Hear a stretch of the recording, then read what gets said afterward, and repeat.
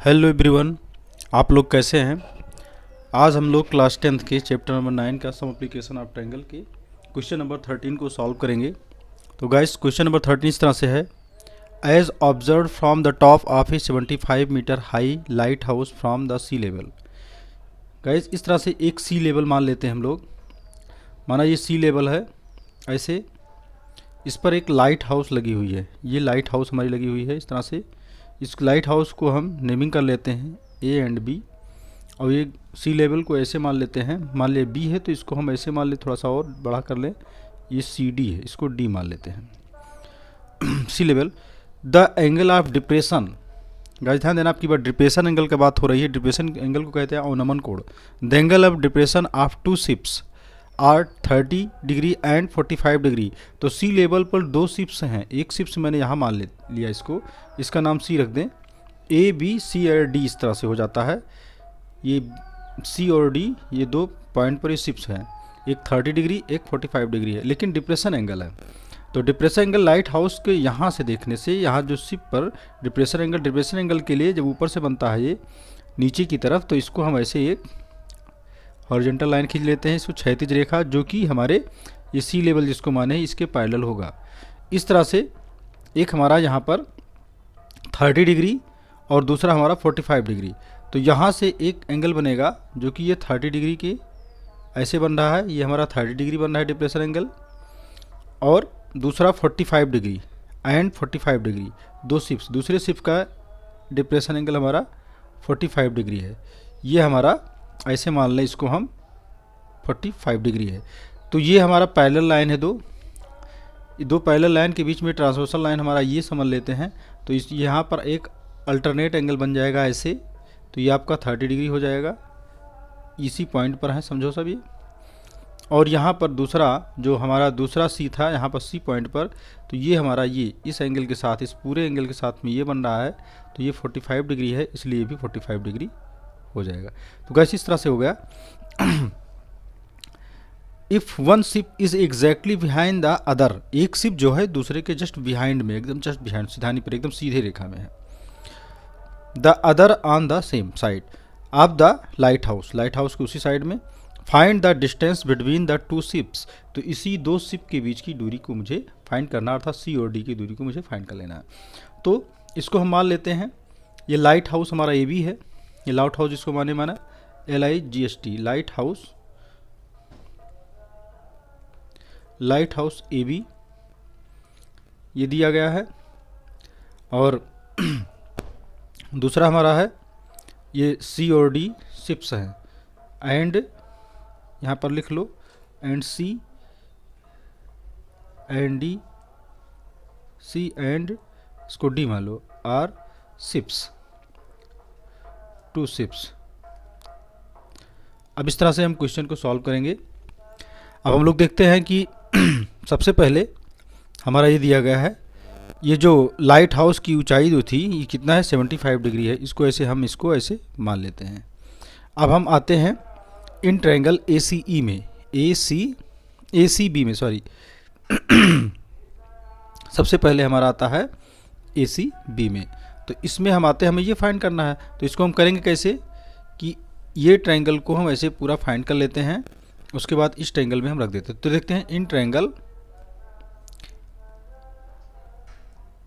ACB। तो tan 45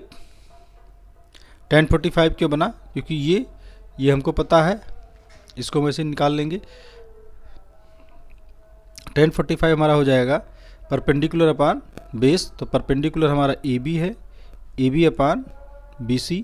AB का मान मुझे पता है 75, BC का मान मुझे नहीं पता है, BC को ऐसे हम रख देंगे। जबकि tan 45 का मान मुझे पता है 1 होता है, तो यहाँ 1/1 करके 75 अपान BC लिख देते हैं। तो BC को ऐसे हम क्रॉस मल्टीप्लाई करेंगे, तो BC को 1 से करेंगे तो BC हो जाएगा, और ये 75 आ जाएगा। अर्थात B से C की डिस्टेंस हमको पता चल गई 75 मीटर। अब हम आ जाते हैं इन ट्रायंगल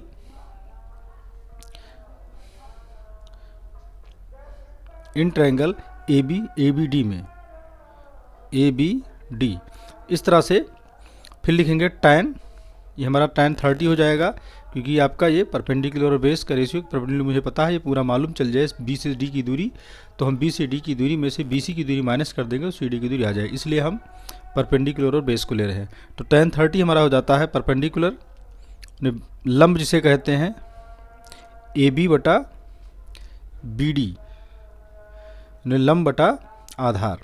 तो tan 30 की वैल्यू यहाँ पुट करेंगे, 1/√3 होता है इक्वल टू ए बी मुझे पता है जैसे कि 75 है, बी सी की वैल्यू बी डी लिखेंगे, tan 30 में पूरा बी डी होता है, तो यहाँ तक बी डी तक जाएंगे हम ऐसे। तो बी डी की वैल्यू मुझे नहीं पता है, तो बी डी की जगह पर हम क्या लिख सकते हैं, B C plus C D, इस तरह से।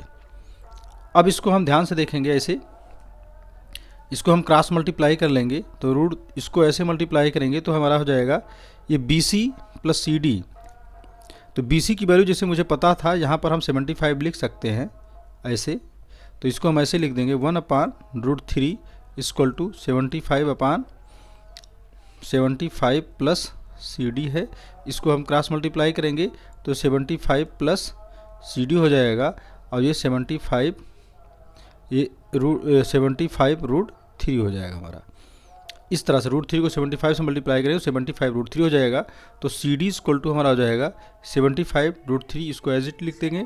उसके बाद इस 75 को इस तरफ ले जाएंगे तो -75 होगा, तो सी डी इक्वल टू हमारा आ जाएगा 75 कॉमन ले लेंगे, यहाँ √3 -1 हो गया।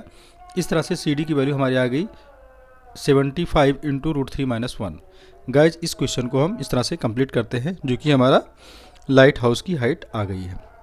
लाइट हाउस की हाइट नहीं, सॉरी, ये सी लेवल की हाउस जो दोनों शिप के बीच में डिस्टेंस था उसको हमने फाइंड कर दिया है। Distance between two ship, distance between two ships equal to 75 √3 - 1 metre. Hello everyone, आप लोग कैसे हैं? आज हम लोग क्लास 10th के chapter 9 some application of triangle के क्वेश्चन नंबर 14 को सॉल्व करेंगे। गाइस क्वेश्चन हमारा इस तरह से है, आ 1.2 मीटर टाल girl spot a balloon moving with the wind. एक 1.2 मीटर लंबी लड़की जो है वो बैलून को हवा के साथ में मूव कर रही है। कैसे मूव करे? इन हॉरिजेंटल लाइन, एक सीधी रेखा में। तो ये गर्ल्स हमारी 1.2 मीटर की एक लड़की जो है, सीडीज का हाइट को मैंने मान लिया है। ये बैलून को यहाँ से हाथ पकड़ करके, यहाँ से बैलून की स्ट्रिंग मानी जाती है, धागा मान लीजिए। तो ये बैलून को यहाँ पर इसको मूव कर रही है। उसके बाद में at the height of 88.2 metre, इसकी हाइट जो है पूरी यहाँ से ए से यहाँ पर बैलून है तो पूरी हाइट इसकी 88.2 है, तो ये 88.2 मीटर हो जाएगी। उसके बाद में इन्होंने कहा from the height of the ground हो गया, of the elevation of the balloon from the eyes the girl at any stand is 60 degree. और उस लड़की के आइज से वो बैलून का जो है एलिवेशन एंगल कितना है, 60 डिग्री है। इस तरह से आफ्टर सम टाइम्स, कुछ समय बाद, the angle of elevation reduce to 30 degree. कुछ समय बाद, या भी यहाँ पर इसकी एंगल ऑफ एलिवेशन कितना 60 डिग्री है। कुछ समय और बीतता है तो ये फ्लो, मतलब ये आपका हवा के साथ में इसका बैलून जो है आगे बढ़ता है एक हॉरिजॉन्टल लाइन में, एक क्षैतिज रेखा में सीधा एकदम। तो उस समय उसका एलिवेशन एंगल रिड्यूस होकर के 30 डिग्री हो जा रहा है। इस तरह से तो हमको फाइंड करना, find the distance travel by the balloon during the interval. और इस बैलून को यहाँ से यहाँ तक पहुँचने में उसे कितना डिस्टेंस ट्रेवल करना पड़ा, इसी को मुझे फाइंड करना है। अब हम गाइस इसको सॉल्व करते हैं। हमको दे दिया गया है, देखिए ये पहले इस ट्रायंगल को लेते हैं AEC में। ये आपका हॉरिजॉन्टल, ये आपका परपेंडिकुलर है, सीधा एकदम वर्टिकल है। बैलून हमारा ज़मीन से, इसकी हाइट पूरी कितना दी गई है, 88.2 मीटर दी गई है, जबकि 1.2 गर्ल है तो ये भी 1.2 ही होगा। तो ये आपका कितना हो जाएगा, A से E का डिस्टेंस फाइंड कर लेंगे। AF माइनस EF माइनस कर ले, पूरा यहाँ से यहाँ तक दूरी में से इतना दूरी हम माइनस कर देंगे तो A से E की डिस्टेंस फाइंड हो जाएगी। तो इस तरह से पहले हम आते हैं tan 60 इक्वल टू होगा AE अपान EC। तो AE का मान मुझे फाइंड कर लेना है। AE की जगह पर हम ये लिख सकते हैं AF, क्या लिख सकते हैं, AF माइनस EF, मतलब यहाँ से यहाँ तक की डिस्टेंस में से यहाँ से यहाँ तक डिस्टेंस हम माइनस कर देंगे तो हमारा A से E डिस्टेंस आ जाएगी। अब सी हमको नहीं पता है, इसको हम ऐसे लिख लेंगे सी। अब हम इसमें वैल्यू पुट करेंगे, √3 हमारा है ही, √3/1 लिख सकते हैं। एफ मुझे पता है 88.2 माइनस, और ईएफ जो है, ईएफ हमारा पता है, ईएफ हमारा 1.2 मीटर है, इसको मैंने ऐसे लिख दिया। और सी मुझे नहीं फाइंड है, इसको हम ऐसे लिख देंगे सी। इसको हम सॉल्व करते हैं, √3/1 किए, इसको हम माइनस किए तो 88.2 में से इसको माइनस कर रहे हैं तो 87 बचेगा, और यहाँ सी हो जाएगा हमारा। अब इसको हम क्रॉस मल्टीप्लाई कर लेंगे, सी को √3 से मल्टीप्लाई करेंगे तो सी √3 हो जाएगा हमारा, सी √3 इक्वल टू 87। तो सी हमारा आ जाएगा 87/√3। इस तरह से सी की वैल्यू आ जाएगी। इसको हम रेशनलाइज कर सकते हैं, इसको रेशनलाइज करेंगे तो √3 से ऊपर नीचे हम मल्टीप्लाई करेंगे तो हमारा हो जाएगा 87√3/3। इसको 3 से हम डिवाइड भी कर सकते हैं, 3 1 जा 3, 3 2 जा 6, 2 बचा, 3 9 जा 27। इस तरह से हमको सी की वैल्यू आ गई 29√3। इसको हम ऐसे लिखकर छोड़ देंगे। अब हम आते हैं आगे की तरफ। अब हम आते हैं इन ट्रायंगल BGC में,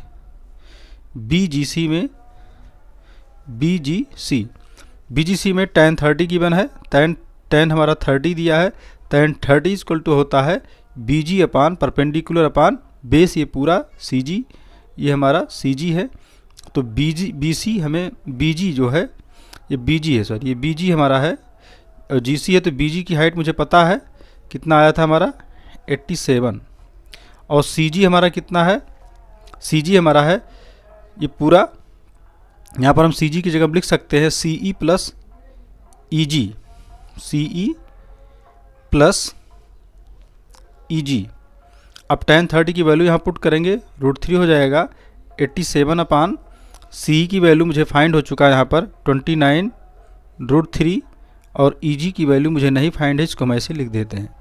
इस तरह से इसको हम क्रॉस मल्टीप्लाई कर लेंगे, क्रॉस मल्टीप्लाई करेंगे तो हमारा ये हो जाएगा ये 29√3, इसको 1 से करेंगे 29√3 प्लस EG इक्वल टू 87√3।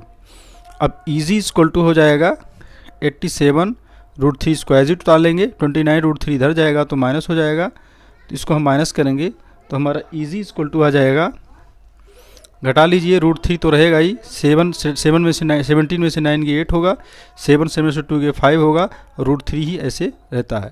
इस तरह से EG की वैल्यू हमारी आ जाएगी 58√3 मीटर। अब गाइज इसको हम जो हमें फाइंड करना था ये हमें पता चल गया, इसलिए डिस्टेंस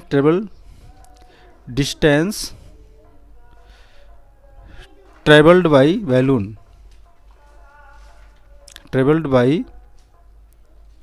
बैलून हमारा आ गया 58√3 मीटर। गाइस इस तरह से हमारा आंसर कंप्लीट होता है।